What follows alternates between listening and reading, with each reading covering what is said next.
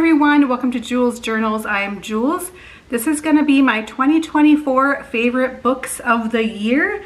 I'm super excited. I love this time of year. I love watching other booktubers and their favorites of the year.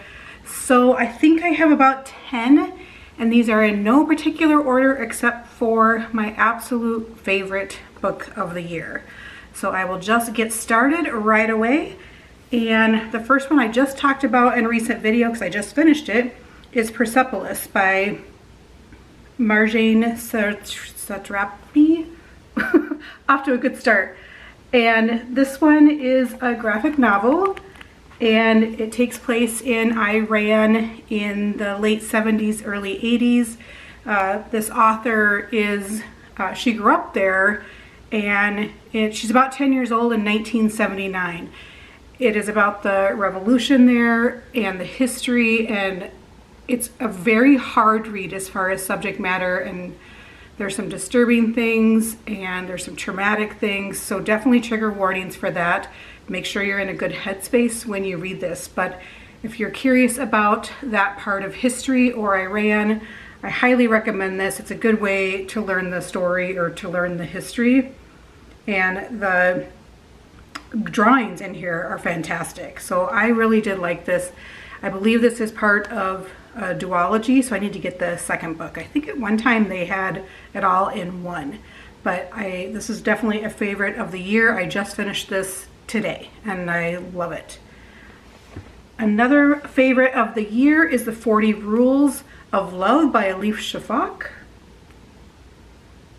And a lot of these books I read, almost a year ago, and I'm going to go based on memory. So if I'm not explaining them well, one thing I wanted to do was read the first sentence or two of each book. So let me jump back into Persepolis. I forgot I was going to do that. And there is an introduction, so I won't read that, but I'll just read the first line there. And it says, my only complaint about this book is the font is really small. So if you're older like me, I'm almost 50, and that was hard for me. Like right now I have to face it towards the light to see. But this is me when I was 10 years old. This was 1980. And this is a class photo. I'm sitting on the far left so you don't see me. From left to right, Gulnaz, Mashid, Nareen, and Mina. In 1979, a revolution took place it was later called the Islamic Revolution. So that is the start of Persepolis. The start of The 40 Rules of Love by Elif Shafak is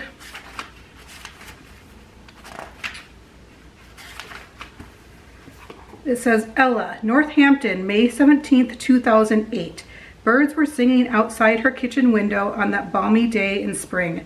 Afterward, Ella replayed the scene in her mind so many times that, rather than fragment from the past, it felt like an ongoing moment still happening somewhere out there in the universe. This is kind of a dual timeline of the mystic or poet Rumi and his journey with his mystic inspiration, and then a woman, I believe it was Brooklyn in 2008, struggling with her marriage and all of that. So it bounces back and forth, but it does go through the 40 rules of love. And let me just read you one of those. Loneliness and solitude are two different things. This one is actually one of my favorites. I talked to my husband about this because we are both introverts and we love our solitude. Like, we have to have our solitude, but we're not lonely in that solitude.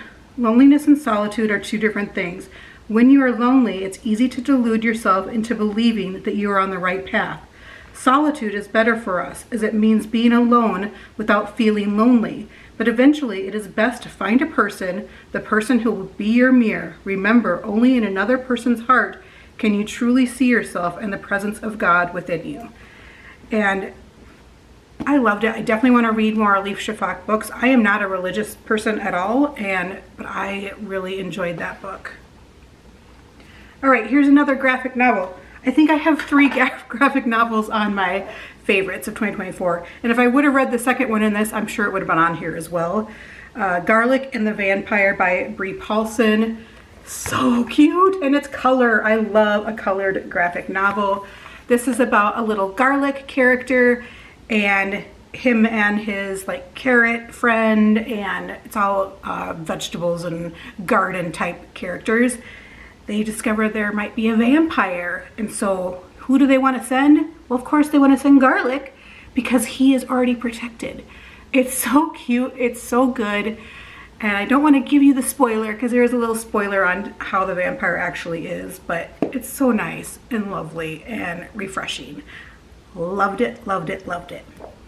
Another one I want to talk about, which is, I have been doing it on audio, so I'm going to do it as a collective, and that is the William Kent Krueger Cork O'Connor series. I believe there's like 20 in the series right now, so I've read 5, and I think I read all 5 this year, and they just keep getting better and better for me, and I'm not sure if that is because of knowing the character better, Cork, and then his family, but I am loving the series. It's great on audio. The narration is fantastic, so I highly recommend to do those on audio if you can. They were free when I found them on Audible, except for maybe a couple. So I'm doing that on audio, and I will definitely continue in that series. So as a whole, those are a favorite of 2024 for me. William Kent Krueger is an absolute favorite author for me. I read Ordinary Grace for the first time, his first book that I read last year, and it was, I think it was my favorite. I'm not sure. It was one of my favorites of 2023. All right, the next one is Water by John Boyne. And this, John Boyne wrote one of my favorite books of all time, The Heart's Invisible Furies.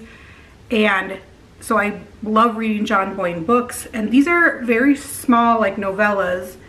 And there's a water one. This is the only one I've read so far because they're coming out later in the US and the UK. I could order them from Blackwell's, but I just haven't yet. I think it's the elements. So there's water, fire, earth. What's the other one? Wind? I don't know. There's a 4th one. And I vaguely remember this. I do remember loving it. I know it's about a woman on an isolated island off of Ireland. She's trying to escape something that happened in her life. But that is about all I remember. It is definitely an isolation, small island, cozy vibes, but also a little bit of a thriller in there as well. All right, this is one that I read at the very start of 2024, and I would say this is in the top 3. I definitely need to read more by this author. So this is The Book of Lost Names by Kristen Harmel, and this is when I realized I'm in my historical fiction era. I was like, oh, okay, I didn't know I was such a historical fiction girly, but I am. And can we just talk about how all historical fiction books have the woman facing backwards? Why? But this takes place during World War II, and see, this is why I know I loved it. It's because I read it almost a year ago, and I still really remember it. And she, World War II, Paris, she is, ends up becoming a forger for kids' identification to help them escape.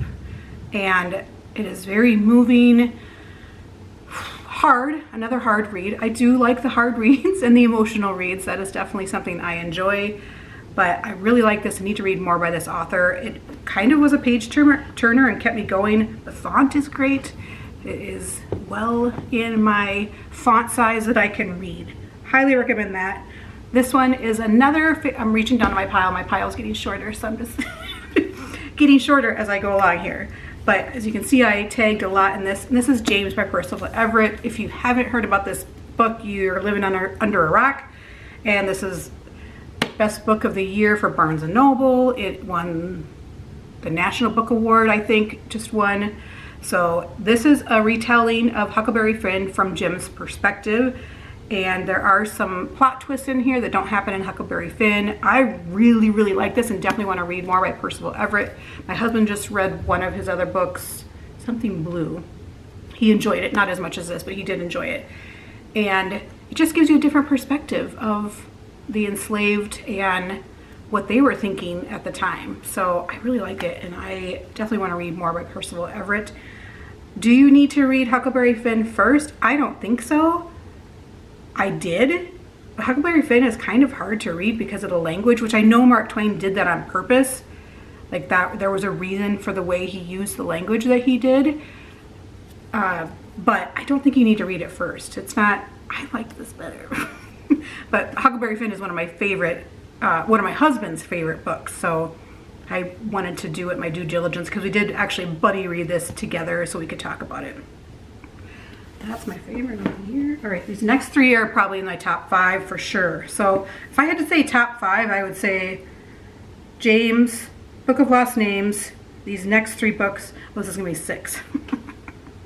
Well, top 6. Okay, here we go. We're counting down now. Let's do it. Okay, The Extraordinary Life of Sam Hale by Robert Dugani. This, I believe, was originally self-published, and I'm just late to the bandwagon on reading it. It is kind of a thriller, but it is about this boy, Sam, who was born with red eyes. And so why he's called Sam Hell is because his dad, when he was born, said, "What in the Sam Hell?" And so that is why he, it's called that. But it's quick chapters. It is emotional. There's some page-turning things to it. It's a coming-of-age story. He's bullied, so trigger warnings for bullying. And just the twists and turns that come and the people that come back into his life later and the reasons they do. Yes, yes, yes, yes. I don't even know if Robert Dugani has written a lot of other things. I will definitely read more from him if I find that he has. But I loved this book. Top 5 of 2024. All right, number 3, so I guess we are doing a little bit of a countdown, is The Talk by Darren Bell. This is another graphic novel, and it's heavy, and it is, the talk is referring to the conversation that Black parents a lot of times have with their children about you can't carry a toy gun because of what could happen. So it's things that happen in Black families that don't happen in white families because we white people don't have to be as afraid of their lives, for their lives, as Black people. So I thought it was eye-opening, really liked it, really liked the graphics in it, and highly recommend this. And yeah, I can't remember when it takes place. I think maybe the late 80s, early 90s. So it starts off with him as a kid having a toy gun and his mom's like, no, no, no, you can't do that. So I highly recommend this. I think it won a Pulitzer, or yeah, winner of the Pulitzer Prize. Really like it. All right, number 2 is The Frozen River by Ariel Lahan. That is hard for me to say. And this again is a historical fiction. It is based on a real person. She is a midwife in Maine. It takes place in the 1700s. But there is definitely some feminist undertones happening in this book, and you're rooting for her, and there's a mystery in it. There's a thriller aspect. The chapters are a great length. Highly recommend it. She is investigating a murder because as a midwife, she has that medical experience, but some of the town people don't think she's experienced enough to investigate either, but she knows she can do it. Anyway, there's a lot of great things in this book, and I highly recommend it. I know it's been pretty popular this year. I just got the New York Times Book Review's Best Books of the Year, and this was not on there for Best Historical Fiction. I can't remember. Maybe this came out in 2023, but I was like, really? I don't know. Sometimes it's so pretentious that it's not going to talk about more popular books, but highly recommend it. Is this a Good Morning America book? Yeah, it is. Okay. But I loved it, and it has all the things that I like. Some page-turning things, some short chapters, suspense, some feminist things, and a good ending for sure. All right. Now, my favorite book of 2024, and this book hit me at a time in my life where I needed it the most, and so that might be why it's so high up. And I will never, ever forget my experience reading this. I did most of it on audio. It is read by the author. It's narrated by the author, and she does an amazing job, and she has this soothing voice. and I did it for my walks out in nature, which is what this book is about. This is Braiding Sweetgrass by Robin Wall Kimmerer. This book is a hug of nature, and I don't even know if I can explain it. I can't. It filled my bucket. It warmed my soul. It is just about nature. She's a botanist, indigenous botanist, and it's about her teaching her classes and about botany and about nature and the world and how we need to preserve it and give back to it. And yeah, I did go back and tab some things. Let's see if I can read something that you know what I already forgot? I forgot I'm reading the first sentence of all these books. Oh, should we go back and do that, or should I edit it in? I'll figure it out. Okay, let's see if I can find something. Instead, I stand there, tears running down my cheeks, in nameless emotion that tastes of joy and of grief. Joy for the being of the shimmering world, and grief for what we have lost. The grasses remember the nights they were consumed by fire, lighting the way back with a conflagration of love between species. Who today even knows what that means? I drop to my knees in the grass and I can hear the sadness, as if the land itself was crying for its people. Come home, come home. Okay, I will start going back and reading the first sentence or two of each book. I believe I did the 40 Rules of Love. Did I even do that one? I did. Okay. Sky Woman Falling. In winter, when the green earth lies resting beneath a blanket of snow, this is a time of storytelling. The storytellers begin by calling upon those who came before, who passed the stories down to us. For we all are messengers. In the beginning, there was the sky world. All right, let's do Frozen River.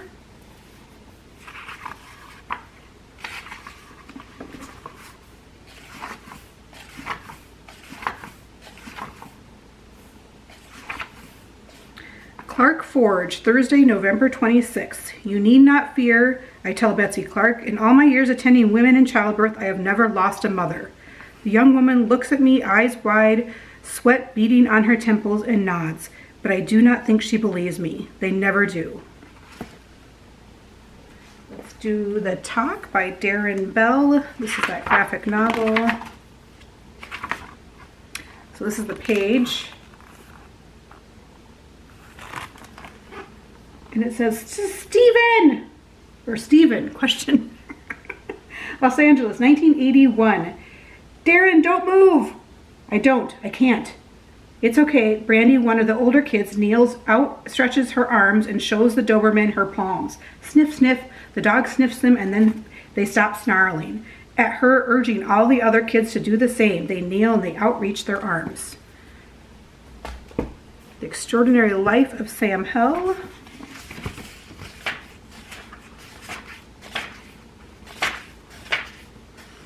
Part 1, The Stain on the Carpet, 1989, Burlingame, California. The bells sounded so clear they caused me to sit up, though intuitively I knew I could not have heard them in that sterile, cramped doctor's office. Everything okay? Dr. Kinji Fukumara peered at me over his glasses, an inquisitive gaze. It was an interesting question given my circumstances. I sat on the narrow examination table, one sheet of thin paper crinkling beneath me, and a second sheer draped over my naked lower half. James by Percival Everett.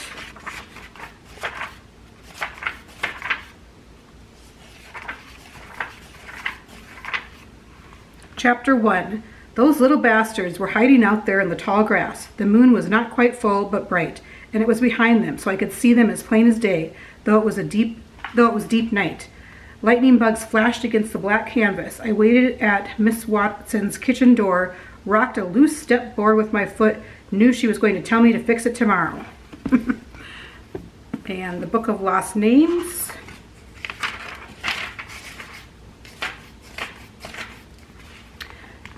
Chapter 1, May 2005.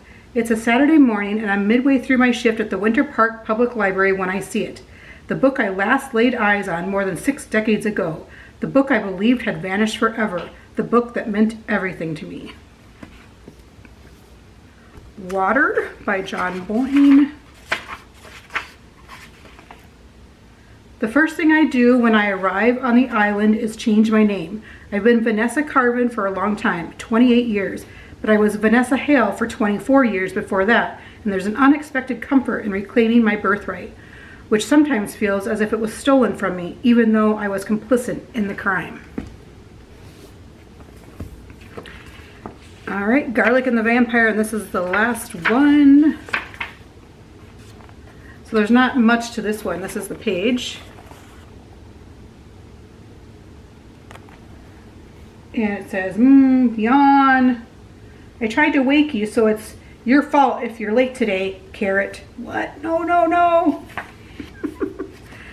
All right, so those are my favorite books of 2024. What is your favorite book of 2024? I would love to hear your thoughts and what you enjoyed this year. I think I read about 70 books this year. I hope to read more next year. I had a really hard year personally, so hopefully I can read more in 2025. And thanks so much for watching, and I'll chat with you later.